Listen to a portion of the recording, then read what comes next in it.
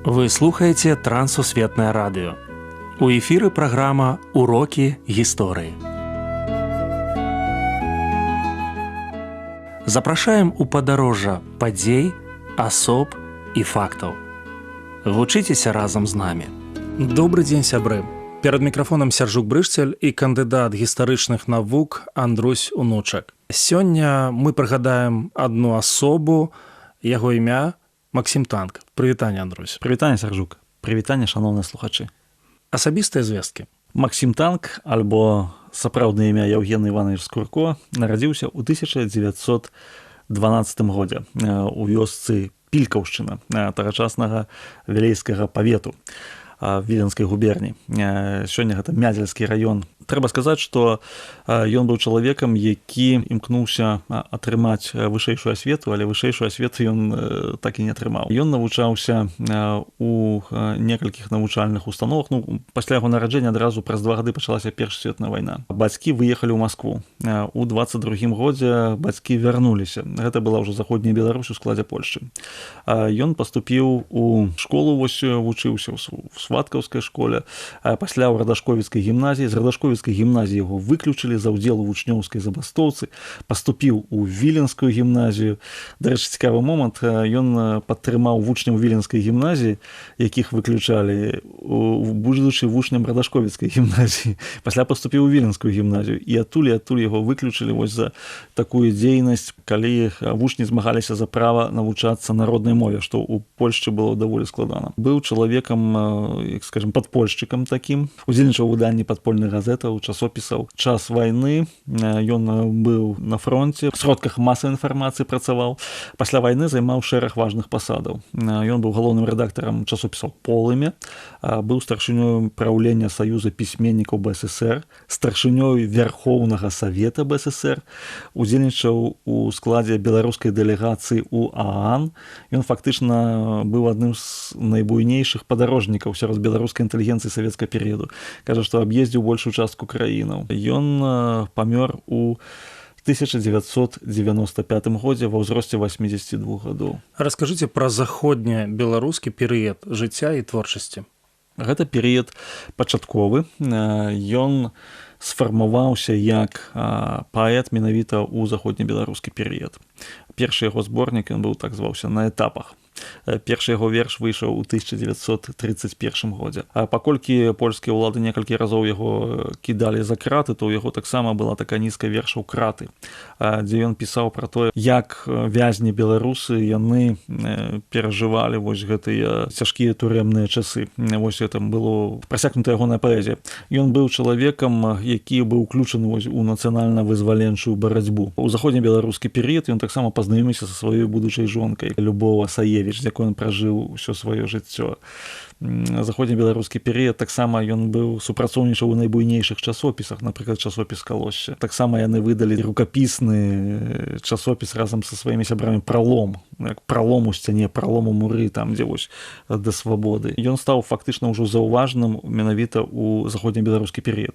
Хоць пра сваю такую грамадска-палітычную дзейнасць так і не здолеў атрымаць вышэйшую адукацыю.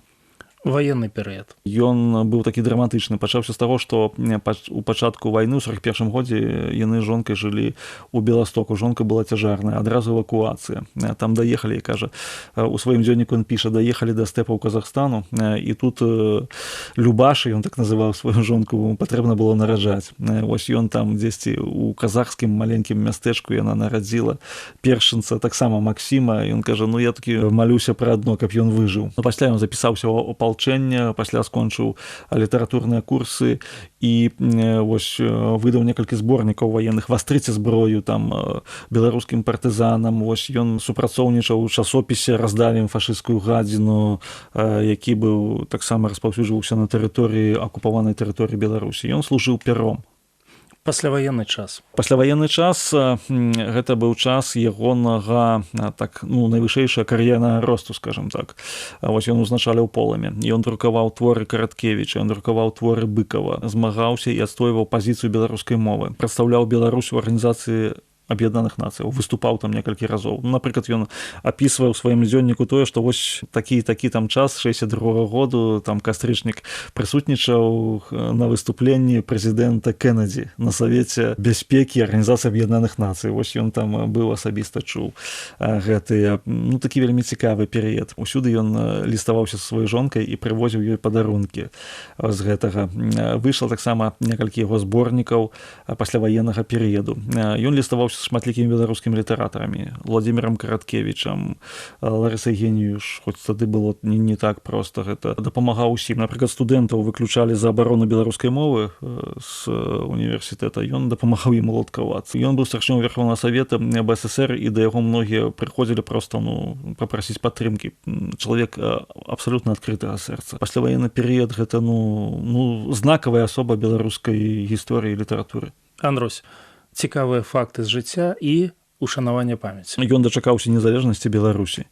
Памёр ён толькі ў жніўні 1912 году. Цікавыя факты, такі, можа быць, прывядзем. Ён у адзін год са сваёй жонкай нарадзіўся, і ў адзін год яны памерлі. Розніца ў некалькі месяцаў. І вось гэта каханне, гэта, мабыць, самы вялікі прыклад такога вялікага кахання ў асяроддзі беларускай інтэлігенцыі. Ён не захацеў, каб яго хавалі на ўсходніх могілках у Менску, а вось на радзіме, на Мядзельшчыне у вёсцы захацеў быць пахаваным, і разам з жонкай іх там пахавалі. Беларускі дзяржаўны педагагічны універсітэт імя Максіма Танка. На ягонай радзіме яму усталяваны помнік, мае шэраг вуліцаў у розных гарадах, у тым ліку і ў Менску. Носіць імя Максіма Танка. Да стагоддзя выдадзена памятная манета. Мы можам сказаць, што сапраўды вось чалавек такі знакавы, і ягоная памяць даволі добра ўшанаваная.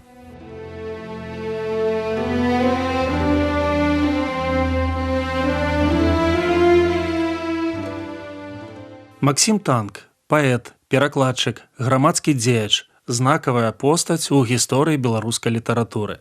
На яго творчасць аказала ўплыў веданне беларускага фальклору, вучоба ў класікаў беларускай, рускай, украінскай і польскай літаратур.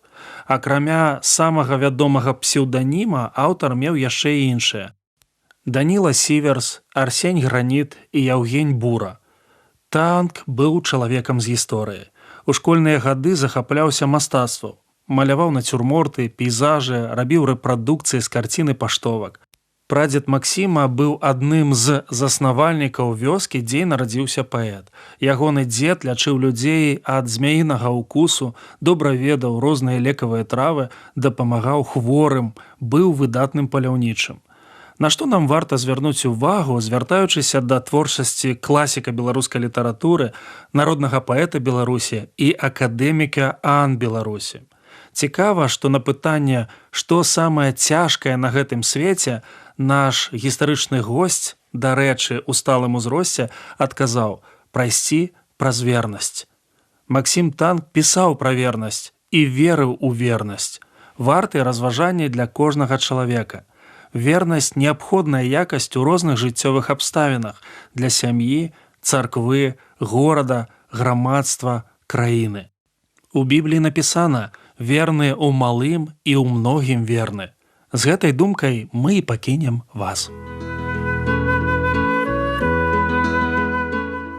Дзякую, што далучыліся да нашага праекту. Калі ў вас ёсць пытанні, пішыце, калі ласка, на адрас Трансусветнае радыё, урокі гісторыі.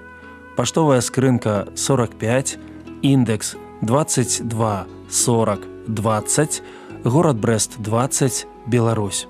Шукайце нас на сайце twr.fm. До новых сустрэч!